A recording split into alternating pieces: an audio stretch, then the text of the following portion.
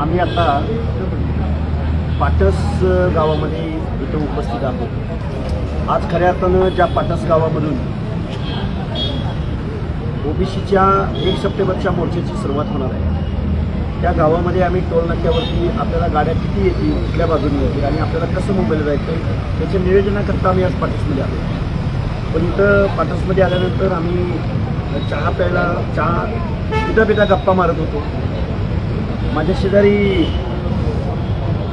माझ्या डाव्या हाताला बसले ते शंकर काशीनाथ पवार, हे पाटसचे ग्रामपंचायत सदस्य आहेत, माझे सदस्य आहेत। मला तुम्हाला यांची ओळख अशी करून द्यायची की वडार समाजातला एक माणूस ओबीसी आरक्षणाच्या माध्यमातून या पाटसगावचा ग्रामपंचायत सदस्य होऊ शकला।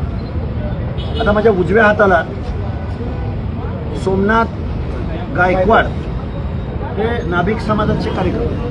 मी हे का सांगायला लागलो तुम्हाला की ओबीसीचं आरक्षण गेलंय का राहिलंय हे मी पाटस गावामधल्या ग्रास रूटला एकदम गावात तळागाळात असणाऱ्या माणसाचं मी मत जाणून घ्यायला आणि त्यांची भावना काय आहे हे समजून घेतल्यानंतर,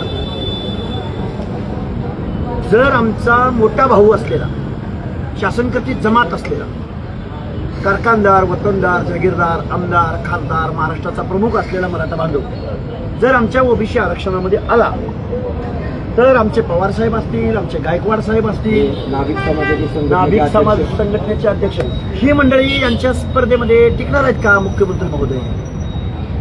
आता तुम्ही म्हणताय की 22 लाख प्रमाणपत्र वाटले गेले। 22 लाख प्रमाणपत्र वाटून जर मराठा बांधवांचा जर ओबीसी मध्ये आलेला असेल तर आमचा माणूस त्यांच्या स्पर्धेमध्ये टिकल का? त्याची काय अवस्था होईल?